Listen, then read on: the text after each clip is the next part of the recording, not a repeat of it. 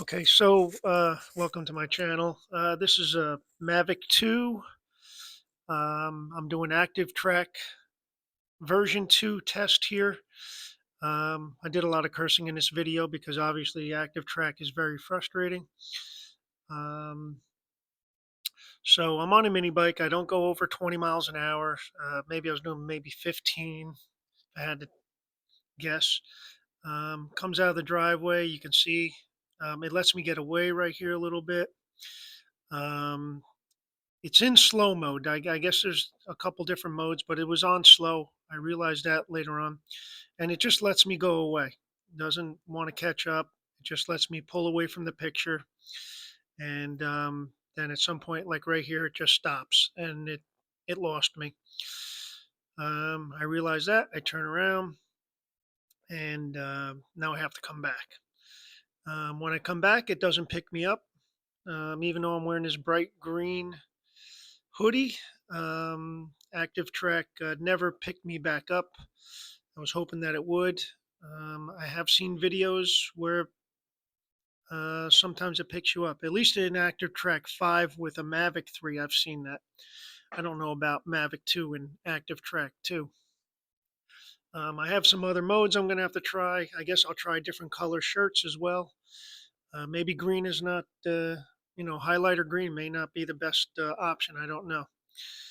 Um, the drone definitely, the algorithms that they have programmed into this obviously are random. Uh, you can see that the drone just went to a whole different height right here, put itself in trouble for no reason whatsoever. There's wires going across. I knew that I wanted it low. I wanted to stay with me down below. That's all I was asking it to do. And it did not. It it just randomly wants to try to be smarter than it needs to be, and it obviously is dumber than it needs to be.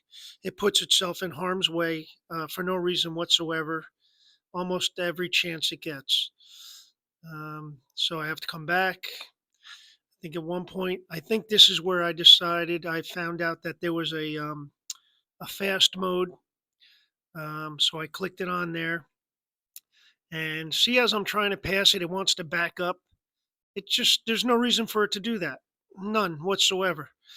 But it did, and it puts itself in harm's way.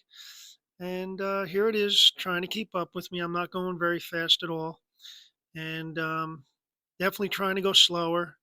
But even though I'm going slower, the drone slows down. It doesn't try to catch up to me. It's like it's purposely now. Who knows what it's doing here? It goes left, swings right. I don't know. Was it doing a couple shots of alcohol? I don't know. Swerving down the road for no reason whatsoever. Now I'm going really slow, trying to help it catch up. It still will not catch up. It's just pretty much pacing me from way back here. Shouldn't do that. That's a horrible algorithm. Now it's trying to cut the curve. And obviously, you can see I got lucky. I hit a branch, didn't hurt it. But I could see it in the screen. I had to come back. It still didn't lose me at this point that I know of, but I think it did. But I came back because I saw it going into the trees, which is ridiculous. um, DJI, I started to leave them some feedback, and as I was leaving them feedback, I decided that there was a better way for them to start tracking us, and that's for the controller to start leaving breadcrumbs for the drone to follow instead of only using the optics to follow us. Um, the controller should drop um, breadcrumbs, GPS breadcrumbs, as a secondary data model for it to follow. Then, if it loses me on screen, it can at least fall back and go by the data points and catch up to me, and I don't have to come back to it. It should at least try to catch up to you for a certain period. There's plenty of programming, plenty of algorithm for them to improve on. I'm very disappointed with Active Track. So many easy things that they can do to make it better.